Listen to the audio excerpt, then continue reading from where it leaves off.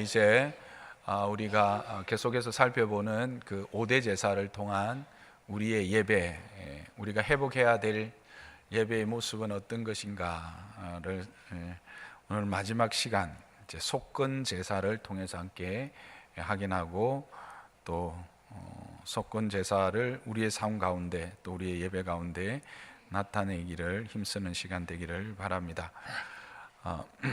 속건제 이게 뭐냐? 근어물도 아니고 속건제. 속할 속 허물건, 그렇게 해서 허물을 속하여 주는, 허물을 제하여 주는 제사다라는 의미입니다. 그런데 이게 원래 히브리어의 의미는 이제 아샴이라고 해서, 히브리어로는 아샴이라고 해서 여러분들이 함께 우리가 읽었던 그 5장에 보면 16절에 보면 보상하되라고 되어 있죠. 이게 아삼입니다. 이게 보상의 제사 라는 의미를 가지고 있습니다. 그래서 지난주에 우리가 속죄제를 이야기를 했을 때 이렇게 속죄제는 그 정결제의 의미가 있다. 그래서 속죄제보다는 정결제라고 하는 것이 더 이해하기 쉬울 것이다 라고 말씀드렸던 것처럼, 이게 속건제도 이렇게 다른 의미보다는 이렇게 배상의 의미가 있기 때문에 배상제, 이렇게 여러분들이 기억하시면 더 쉬울 것 같습니다. 그래서 오늘은 배상의 제사에 대한 이야기입니다.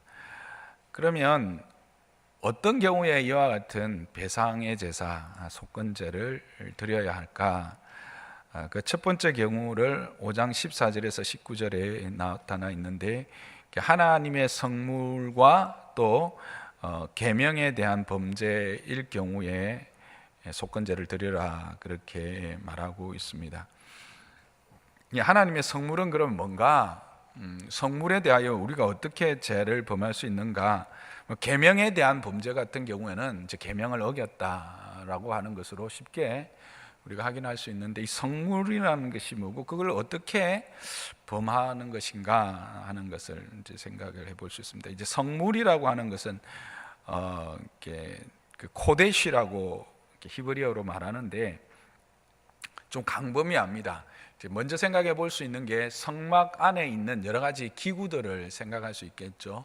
번제단, 또는 이제 안에 향을 피우는 향단, 또 뭐 더 안에는 지성소 안에 있는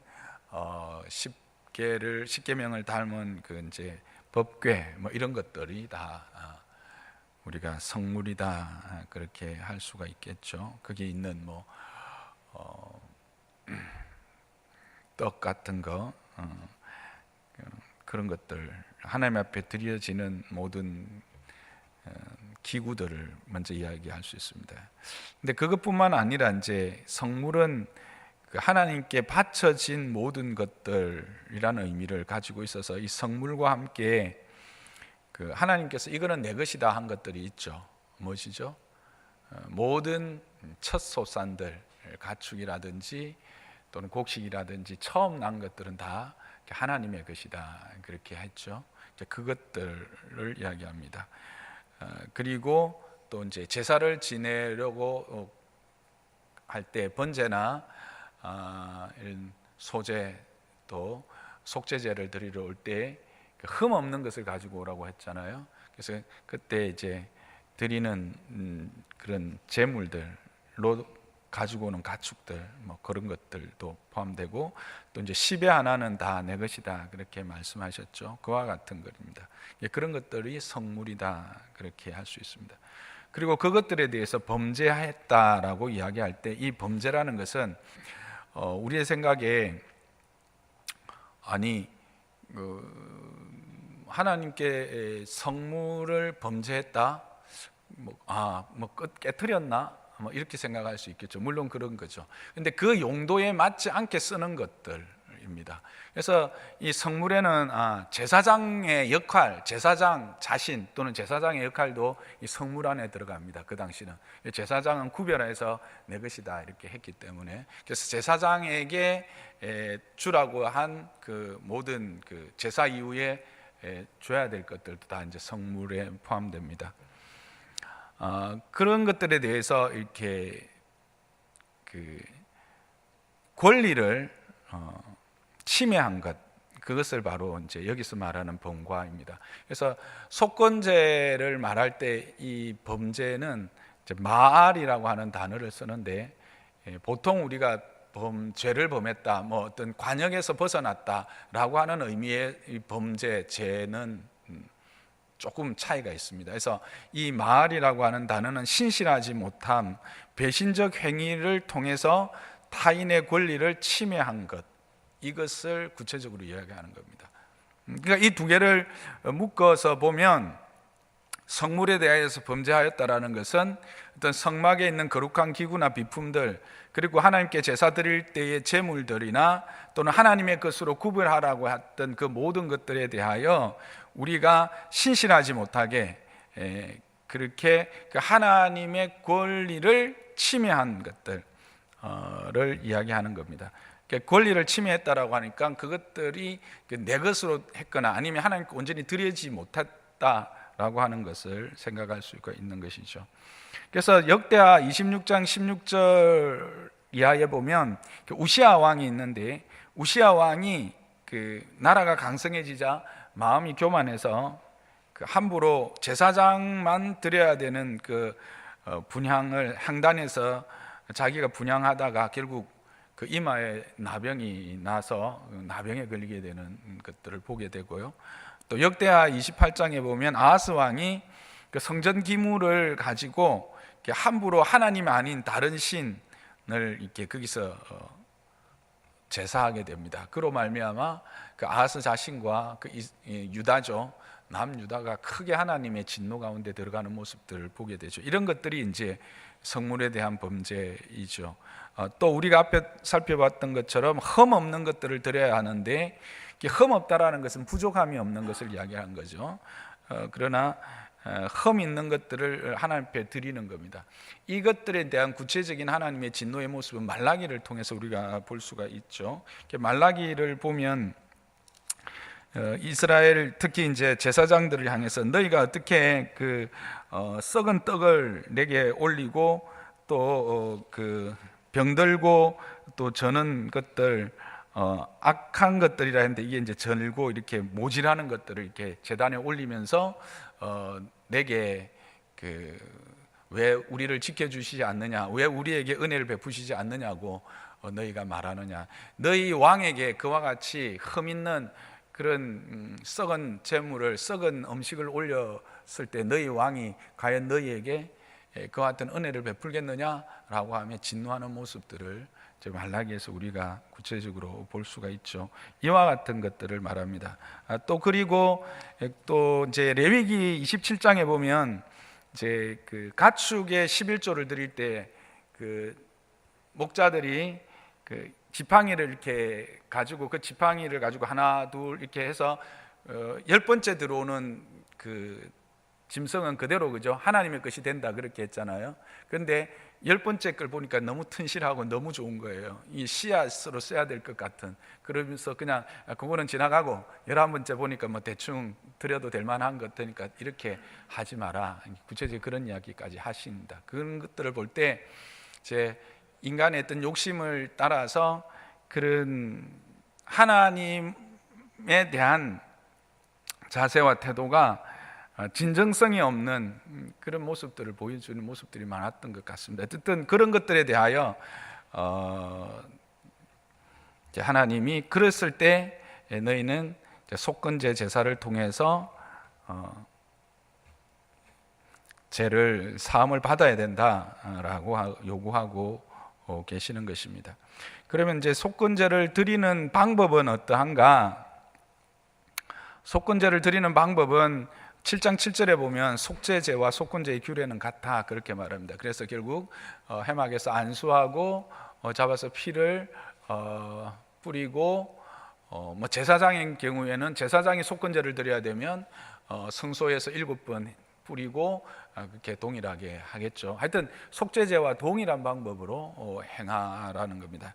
대표적인 게 이제 기름과 콩팥, 가장 값진 것과 마음이 담겨 있는, 마음을 상징하는 콩팥은 화재로 태워 올리고 나머지는 해막 밖에 나가서 재 태우는, 그 재 위에서 태워 불사르는 그런 형태로 속죄제와 같이 드리라, 그렇게 말씀하고 있습니다. 그러면 왜 이런 제사를 드리라고 했을까? 이게 이제 징벌적 제사잖아요. 그냥 제사를 드리는 것도 아니고 그 흠 있는 것, 잘못 드린 것을 깨닫는 즉시 드려야 될 것에 징벌적으로 20%, 즉 5분의 1을 더해서 그렇게 제사를 드리라 그랬단 말입니다. 왜 그렇게 하셨을까? 라는 질문을 하게 됩니다.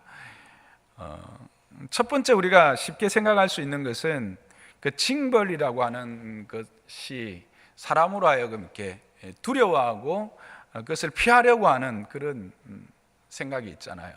실제로 앞에 말씀드렸던 것처럼 이 마을에 따르는 이 속건의 의미가 벌금이라는 의미가 있었다 그랬잖아요. 우리가 그 차를 타고 가다가 속도 위반해 가지고 벌금 날라오면 여러분 어때요? 막 좀 안 좋죠. 그래서 그 다음부터는 별로 그렇게 안 하고 싶은 생각이 들죠. 그와 같이 이런 이제 1차적인로 생각해 볼 수 있는 이유는 그 어떤 잘못을 행하는 자에게 손해를 끼침으로 해서 그것을 피하려고 함으로 그 하나님에 대한 죄에 대한 유혹을 벗어나게 하려는, 유혹을 받지 않게 하려는, 유혹에 넘어가지 않게 하려는 안전장치로서의 의미가 있다, 그렇게 확인할 수 있습니다. 그래서 죄에 대한 부담, 우리는 이제 죄책에 대한 이야기를 많이 하는데 근본적으로 우리의 모든 죄의 책임은 그 예수 그리스도 안에서 해결을 받았죠. 그러나 이 속건적 의미의 죄책, 이것은 그 우리의 삶을 조금 더 경건하게 하고 거룩하게 해주는 방편이 되는 것입니다. 그래서 죄에 대한 거룩한 부담, 이것을 이야기를 하는 것입니다. 죄에 대한 거룩한 부담에 대해서까지도 다 해결됐다고 말하는 게 이제 그 구원파들인데 그건 잘못 해석한 것입니다. 신약에도 분명히 이와 같은 거룩한 백성이 되었기 때문에 이제 그 거룩한 백성으로서 그 거룩함을 세상에 보여줘야 될 속건적 제사의 삶은 계속해서 요구되어지고 있다라고 하는 사실입니다. 오늘 우리가 봉헌의 말씀으로 읽었던 것처럼 내가 거룩하니 너희도 거룩하라고 하는 이 하나님의 거룩한 부름은 마태복음은 너희는 소금이고 빛이다 라고 하는 것으로 분명히 우리에게 요구되어지고 있는 것이죠. 그렇게 본다면 이것은 그와 같이 이제 하나님에 대하여 우리가 진정성 있는 그 하나님에 대하여 범죄하는 것을 방어해 주는 그 유혹에 넘어가지 않게 하는 안전장치로서 우리에게 요구하시는 것이다 라고 우리는 생각해 볼 수 있습니다. 근데 또 한 걸음 더 나아가 보면 이거는 그 우리를 향한 하나님의 그 거룩하심에 대한 부르심이요, 또 우리와 하나님이 정말 진정한 인격적인 관계, 그 하나님과 우리 사이가 참으로 공의로운 정의로운 관계 안에서 맺어지기를 소망하는 그런 하나님의 요구다, 그렇게 생각이 됩니다. 하나님과 이스라엘 백성은 어떤 관계입니까? 그 언약의 관계입니다. 그 하나님이 이 율법을 일방적으로 그들에게 요구하셨다, 우리는 그렇게 많이들 생각하고 있습니다. 과연 그럴까요? 아닙니다. 출애굽기 24장 7절을 한번 보겠습니다. 출애굽기 24장 7절 시작. 언약서를 가져다가 백성에게 낭독하여 듣게 하니 그들이 이르되 여호와의 모든 말씀을 우리가 준행하리이다. 이게 이제 시내산 출애굽 시켜서 홍해 건너고 시내산까지 와서 시내산에서 십계명과 그 이후에 이제 삶의 생활의 법들을 다 말씀하시고 난 이후에 이제 짐승을 잡아 피를 가지고 이제 모세에게 서게 해서 이스라엘 백성에게 말한 것입니다. 자, 지금까지 이야기했던 것 어떻게 할래? 했더니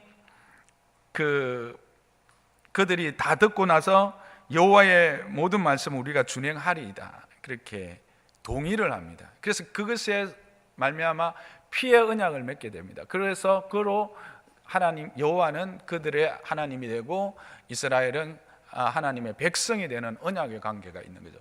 언약은 이제 그 언약이 계속 유지되려면 언약의 신실함이 필요합니다. 거짓이 들어가면 안 된다라는 것이죠. 속이는 것이나 잡된 것들이 들어가서는 그 언약 관계가 계속될 수 없지 않습니까? 하나님은 지금 그것들을 요구하고 그것들을 통해서 더 깊은 그 참된 거룩함의 관계, 참된 정의로운, 참된 순수하고 깨끗한 하나됨의 은혜의 관계를 누리고자 하는 하나님의 초청이다, 그렇게 저는 생각되어졌습니다. 내가 너희에 대한 나의 진심을 너희가 알지 않느냐? 너희가 그 제대였던 그 애굽, 종되었던 애굽에서부터 불러내고 홍해를 건너게 하고 그 광야를 지나고 여기까지 인도한 것이 누구냐? 나 여호와가 아니냐? 그리고 나 여호와는 너희들에게 신실해서 아침이면 만나를, 또 너희에게 고기를, 또 물이 필요하면 바위를 터뜨려서라도 너희에게 마시게 하는 자가 내가 아니냐는 겁니다.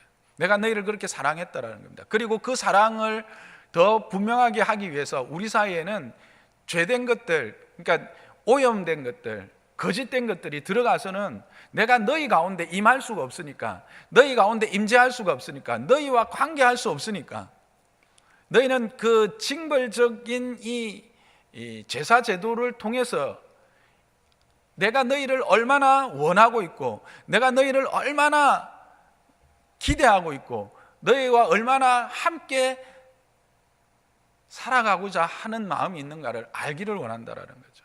그렇게라도 해서 너희가 나와의 관계에서 이런 험이 없기를, 그래서 내가 너희에게 주고자 하고 또 내가 너희를 통해서 받고자 하는 이 영광에 대하여 방해받지 않기를 원한다 라고 하는 마음, 그 마음, 그게 바로 이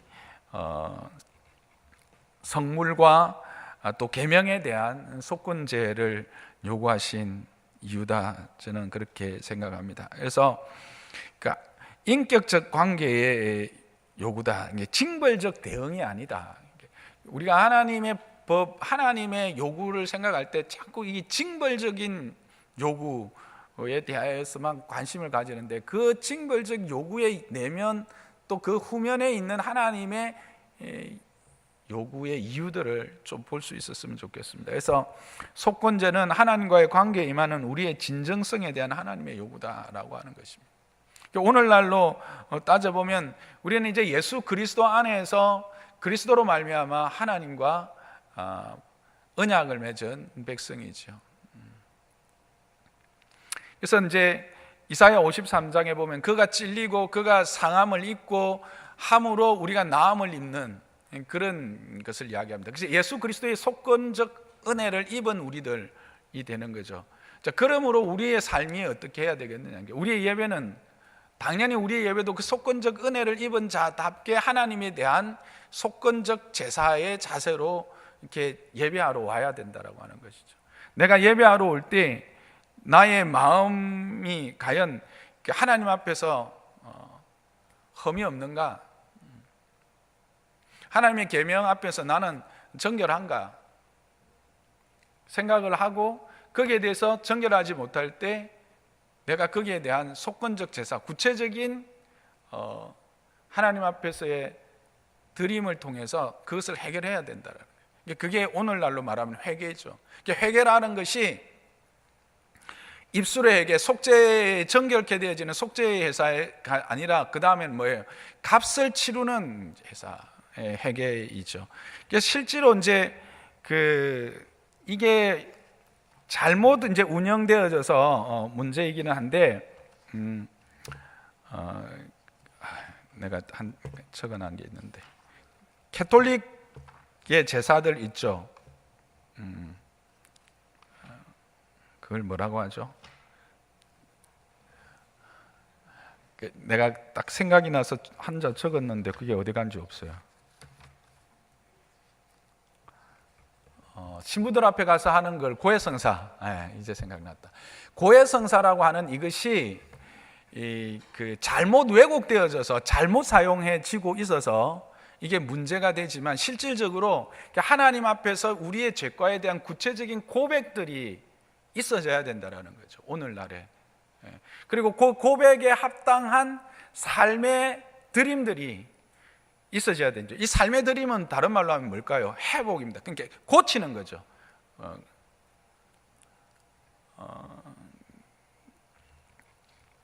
이것을 이제 하나님께 나올 때 우리의 자세가 그저 그냥 반복되어지는 예배가 아니라 한 예배들마다 그 예배 가운데 하나님에 대한 기대와 하나님의 은혜에 대한 소망함들 뿐만 아니라 내 자신이 과연 하나님 앞에서 그런 그 은혜를 입은 자로서 하나님과의 인격적인 관계, 하나님이 기뻐하시는 그런 인격적인 관계를 맺기에 합당한 자인가를 돌아보는 속건적 제사, 그리고 그것이 안 됐을 때는 구체적인 고백, 하나님 앞에서의 구체적인 고백과 그리고 그것에 대하여 해결하는 자세. 이거는 나는 어쩔 수 없어, 그냥 이게 아니라 누군가가 그것에 대하여 이야기할 때 그것을, 여기서도 부지중해라고 말하는 것은 나도 모르는 사이에 그런 일들을 행했을 때 누군가가 그 일에 이야기했을 때 그것을 기꺼이 받아들여서 회복하는 것, 버릴 것은 버리고 채울 것은 채워가는 것이 바로 속건적 예배라는 겁니다. 그러니까 여러분들이 설교를 통해서 또는 목사나 또 믿음의 동력자들을 통해서 어떤 권면을 받고 그 권면을 통해서 자기의 연약함, 하나님과의 인격적 관계에서의 문제들을 발견했다면 속건적 제사는 뭐예요? 그것에 대해서 기꺼이 수용하고 해결해내는 것이 속건적 제사라는 겁니다. 그래서 회개의 단계에 있어서 이게 회개의 완성이라고 할 수 있는 거죠. 우리가 회개가 그냥 고백에서 그치는 것이 아니에요. 고백은 회개의 시작이라면 삶의 변화, 그리고 하나님과의 관계의 실질적인 변화들을 함께 동반해야 된다는 거예요. 그것은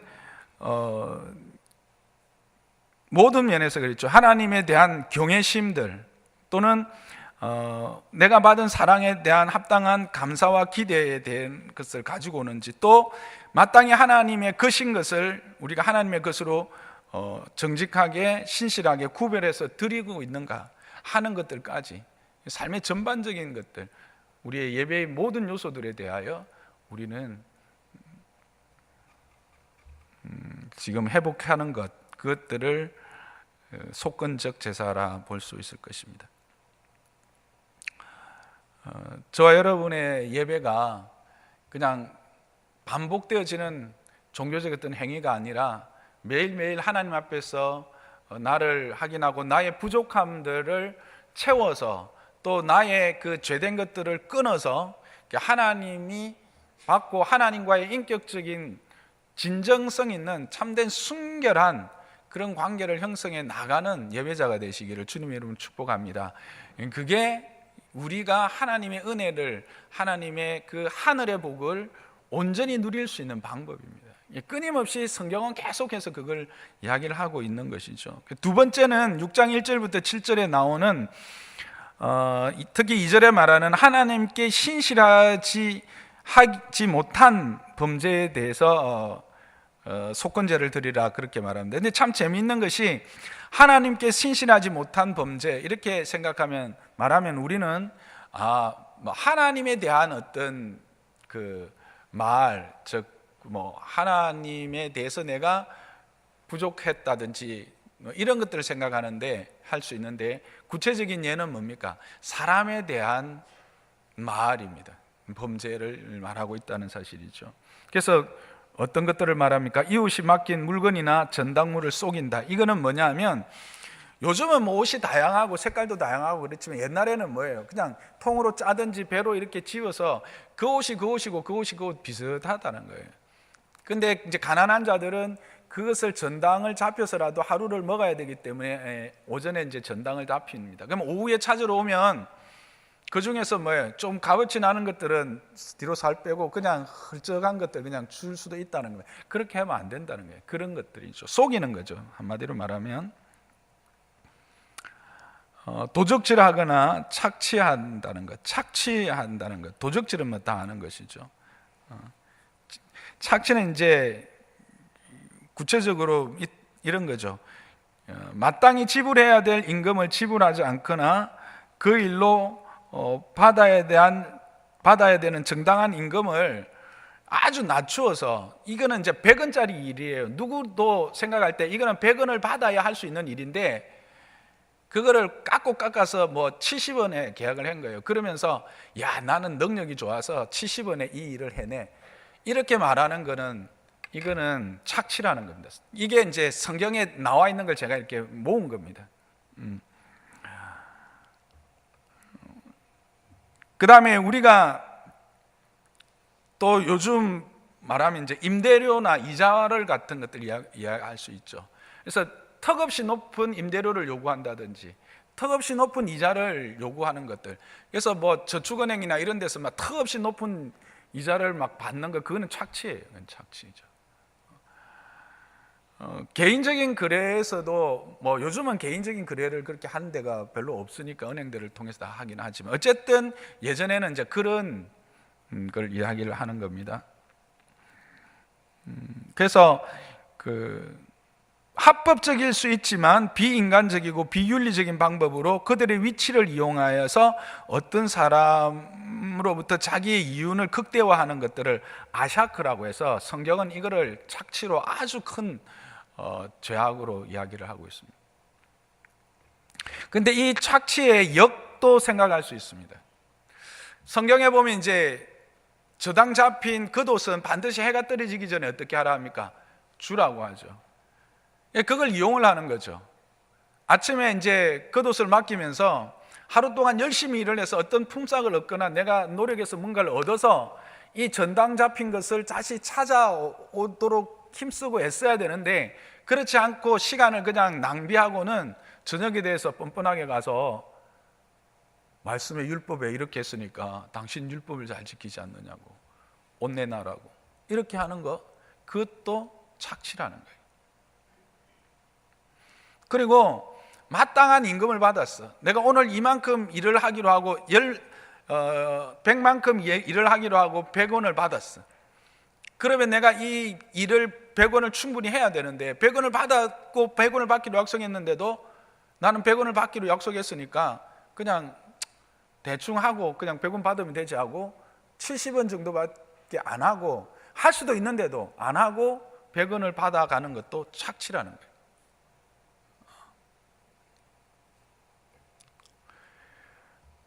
대가를 지불을 하기로 약속했으면 그것에 대해서 정당하게 서로 약속한 대로 행해야 될 것을 이야기를 하는 것이죠.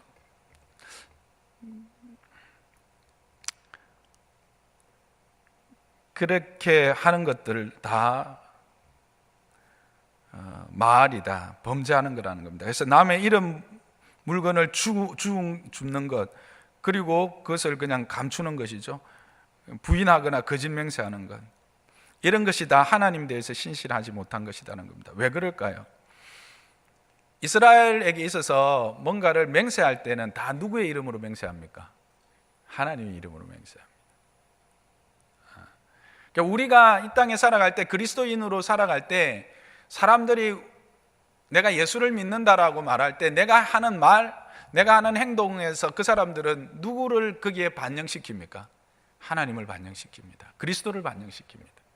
그래서 우리가 하는 모든 것들은 하나님 앞에서 하는 것이에요. 그래서 사람 앞에 하는 거라도 그거는 하나님 앞에 하는 것이기 때문에 사람 앞에 신실하지 못한 것은 하나님 앞에 신실하지 못한 것이라, 그래서 오늘 이게 하나님 앞에서 신실하지 못하는 마알이 된다, 범죄가 된다, 그렇게 이야기를 하고 있는 것입니다.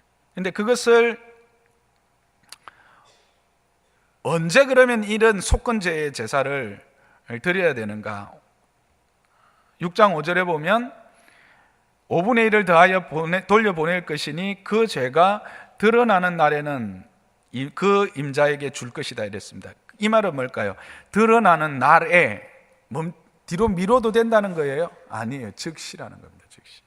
깨달아지는 즉시라는 거예요. 5분의 1은 왜 5분의 1일까? 저도 좀 생각을 해봤는데 실제로 그 4배, 여러분 이제 삭개오 보면 삭개오가 내가 토색한 것이 있으면 4배나 내가 갚겠다 이렇게 이야기를 하잖아요. 성경의 구약에 보면 의도적으로 내가 하나님의 것을 탈취했으면 4배를 갚아야 됩니다. 그게 하나님의 법입니다. 그러니까 그거는 뭐예요? 더더욱이나 우리로 하여금 두려워서 그렇지 못하게 하려고 하는 하나님의 이제 그거지만 부지 중에라도 20%를 더 붙이게 하는 것은 최소한의 보상이라는 겁니다. 그러니까 최소한의 보상이 5분의 1이다. 우리가 어떤 죄과에 대한 책임을 지어야 될 몫이 20%가 아닌가, 이제 성경은 그걸 이야기를 하는 것 같습니다. 어쨌든 깨닫는 즉시 그 일을 해야 하는 겁니다. 그런데 여기서 보면 중요한 것이 또 한 가지 나타납니다. 그건 뭡니까? 속건제 제물을 그 즉시 속건제 제물을 가지고 여호와께 먼저 가야 합니까? 아니면 속건의 그 보상을 가지고 사람에게 먼저 가야 합니까? 오늘 본문을 보면 깨닫는 즉시 누구에게 가라? 5절 그 임자에게 줄 것이요. 우리 생각에는 죄가 딱 깨달아지면 먼저 하나님께 가서 하나님과 해결하고 그 다음에 사람에게 가는 게 맞을 것 같죠. 그런데 아니에요. 이와 같이 우리가 그 배상을 요구하는 죄, 배상을 하고 구체적인 용서를 구하고 용서를 받아야 되는 죄를 범했을 때는 사람에게 먼저 가라고 합니다. 그래서 사람에게 가서 먼저 해결하고 그리고 하나님께로 와서 해결하라. 이게 순서라는 겁니다. 최근에 이제 그 사회에 이슈가 됐고 예전에 이제 밀양이라고 하는 영화도 있었죠, 그죠? 여러분들 다 아시는 분들은 아시겠지만 밀양이라는 영화와 이번에 그 어떤 한 여검사의 그 성추행에 대한 고발 사건은 맥을 같이 하는데 그 여검사가 그렇게 그 이제 공중 방송에까지 나와서 그것을 토로하고 그것에 대하여 고발하게 된 근본적인 이유가 뭡니까? 한 자기의 이제 상사가 자기에게 범한 그 죄에 대하여 자신에게는 아무런 용서나 보상에 대한 것을 말하지 않은 상태에서 그냥 하나님과의 관계가 해결됐다고 그렇게 그냥 그것도 한두 사람도 아닌 아주 큰 교회 앞에서 간증을 했다는 이야기를 듣고 아마 이분이 붕괴했던 것 같습니다. 그게 결국은 우리가 교회 안에서 이 속죄의 의미 안에서 정결케 되어지고 하나님과의 관계의 회복만이 아니라 이 속죄의 완성은 사람과의 관계에 관한 것은 사람과의 관계가 우선시 된다라고 하는 이 속건적 제사의 의미를 몰랐기 때문이 아닌가 하는 겁니다. 물론 그 당사자는 그 일에 대해서 기억이 없을 수도 있겠죠. 그러나 어쨌든 그것이 처음 일이 아니고 그 전에도 계속 그 부분에 대해서 들었고 거기에 대해서 인지하고 있었다는 것을 지금 정황상 알 수 있거든요. 그렇다면 진정한 속건적 제사를 드리는 그리스도인이라면 먼저 어떻게 해야 되느냐? 사람에게 가서 그 사람에게 그 징벌적 보상에 대한 용서를 구하고 그 용서가 되어진 상태에서 하나님께 와서 하나님과의 관계를 회복해야 되는 것입니다. 이것을 통해서 우리가 확인할 수 있는 것은 또 무엇입니까? 하나님이 원하시는 참된 삶의 태도는 수직적인 하나님과의 관계만큼이나 수평적인 사람들과의 관계도 진실되고 거짓이 없기를 바란다는 것입니다. 그리고 우리가 비록 흠이 있고 우리가 연약해서 그런 말의 범죄, 배신과 신실치 못함으로 그의 권한을 침범했을 때는 반드시 그것에 대하여 징벌적인 용서를 달게 수용할 수 있는 자가 되어야 될 것을 말하고 있는 것입니다. 대한민국에서 뿐만 아니라 지금 기독교가 이런저런 구설수에 올라가고 있는 가장 근본적인 이유 중에 하나가 이겁니다.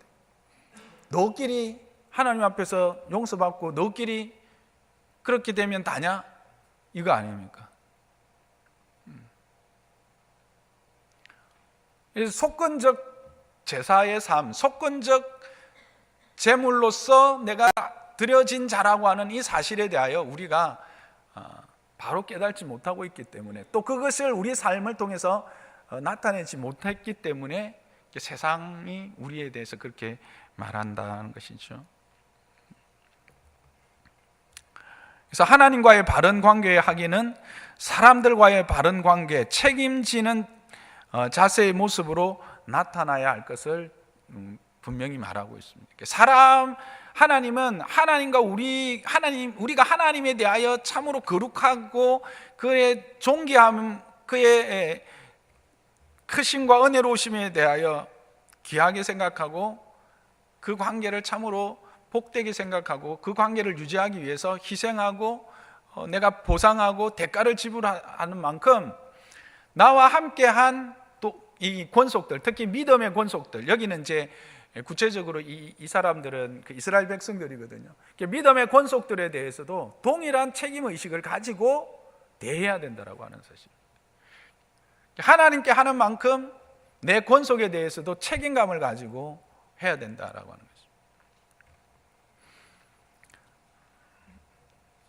것입니다. 그래서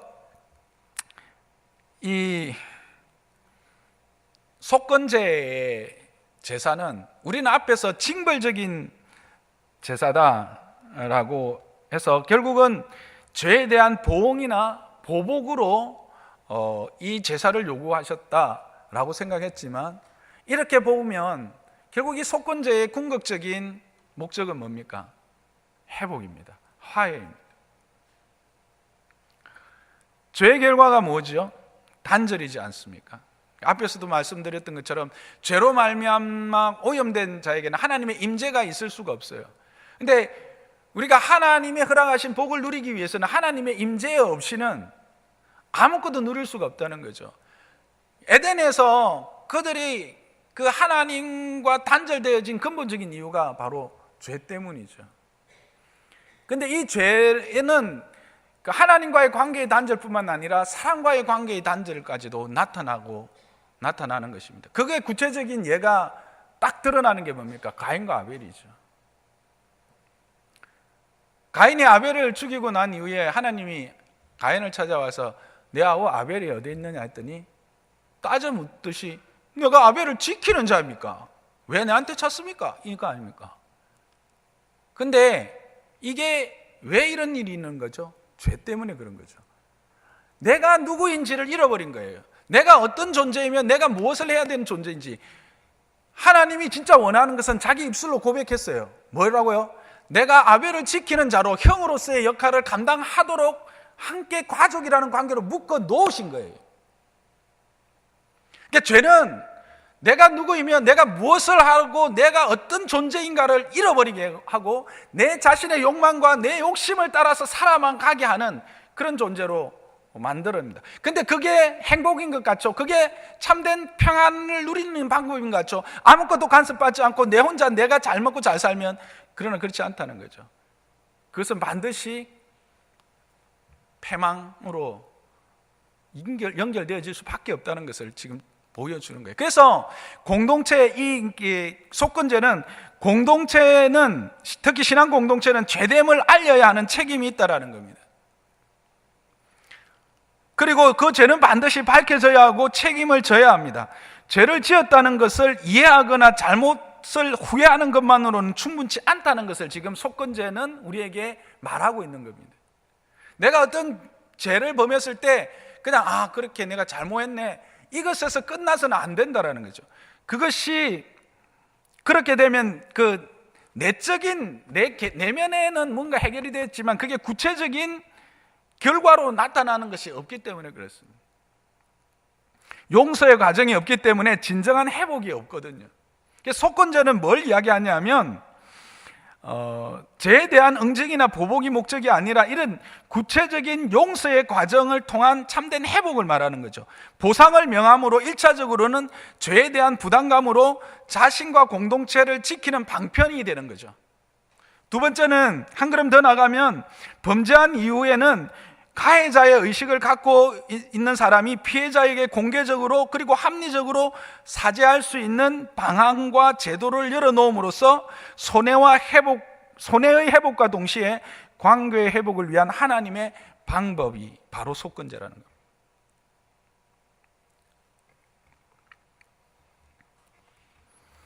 그런데 이제 여기서 우리가 아는 것처럼 이 공동체가 죄됨을 드러낼 때 참 조심해야 됩니다. 성경의 방법대로 해야 되죠. 정말 사랑하는 마음으로 가서 한 사람이 조용히 권하는 거죠. 지금의 당신의 가는 길은 하나님이 기뻐하시지 않는 길인 것 같다. 지금의 당신의 삶은 하나님이 원하시지 않는 삶인 것 같다. 하나님이 원하시는 것으로 돌아오고 이런 것들을 이제는 끊어버리는 게 좋겠다. 이런 것들을 제하는 게 좋겠다. 이런 것들을 다시 보충했으면 좋겠다. 그렇게 한 사람이 가서 권하고, 그래도 안 되면 두 사람이 가서 권하고, 그래도 안 되면 전체 앞에 내어놓고 그 문제에 대하여 이야기할 수 있어요. 그게 방법입니다. 그래서 우리가 누가복음에서 살펴본 것처럼 실족치 않게 않을 수 없으나, 그러니까 우리가 연약하기 때문에 실족을 당하기도 하고 실족시키기도 하지만 실족치 않게 하기 위해서 우리는 참으로 긍휼히 여기는 마음과 사랑의 마음을 가지고 하나님의 방법대로 그 사람들 앞에 나아가는 것들이 필요하겠죠. 그러나 분명한 것은 이런 죄과에 대해서 분명하게 말할 수 있는 공동체가 되어야 되고, 그 말할 수 있는 것을 듣고 수용하고 그것을 삶을 통해서 회복하는, 채우거나 버릴 수 있는 공동체가 돼야 돼요. 그게 바로 젖만 먹는 공동체가 아니라 단단한 것을 먹고 힘을 얻어서 그 여호와의 일, 하나님의 일을 할 수 있는 공동체가 되어지는 겁니다. 저는 장로산나 교회가 이런 공동체가 되기를 주님의 이름으로 부탁합니다. 그저 속죄제의 단계에 머물러서 그 책임과 내가 감당해야 될 몫에 대한 것들은 회피한 채 그저 막연한 자기 도취이죠. 자기 도취, 자기 체면에 걸려서 그냥 내가 평안하다 라고 생각하면서 하나님과의 관계든 이웃과의 관계든 상관없이 그냥 자기 도취 안에, 하나님의 관계가 바로 성립되면 절대 수평적인 관계를 무시할 수가 없어요. 성경은 반드시 그걸 이야기합니다. 십자가만 봐도 그렇습니다. 십자가, 하나님 참 그 보면 신기한 게요, 이건 제가 몇 번 이야기하는 건데, 그 당시 십자가가 여러 형태가 있었거든요. 근데 예수님이 달린 십자가는 딱 이 형태야. 저는 이게 큰 메시지라고 생각해요. 수직적인 관계가 딱 형성이 되면요, 그 다음에 수평적인 관계가 형성이 되는 거예요. 수평적인 관계가 먼저 형성이 될 수가 없어요. 이거는 이스라엘 백성이 되었기 때문에 그렇게 살아갈 수 있다는 거죠. 어쨌든 잊어버렸는데, 여러분, 그 속건적 제사, 이것은 하나님이 그 우리와 정의로운 관계, 더 복된 관계, 더 깊은 인격적 관계를 요구하시는, 그리고 그것을 원하시는, 또 그렇게 할 수 있도록 허락하신 은혜의 방편이라는 것을 여러분 꼭 기억하시기를 바랍니다. 그리고 이것은 하나님의 관계뿐만 아니라 수평적 관계에서도, 우리의 성도들의 관계에서도 꼭 필요한 것이다. 그래서 저와 여러분, 장로산나교에 속한 저와 여러분 모두는 이런 삶의 속건적 제물로서의 삶, 그리고 하나님 앞에서도 속건적 제물로서의 이런 삶들을 살아서 하나님과 긴밀하고도 인격적이며 참으로 아름다운 관계를 맺어서 하나님이 태초에 우리에게 허락하시려고 하셨던 그 복을 이 땅에서도 누리고 나누고 흘러가게 하는 자들 되시기를 주님의 이름으로 축복합니다.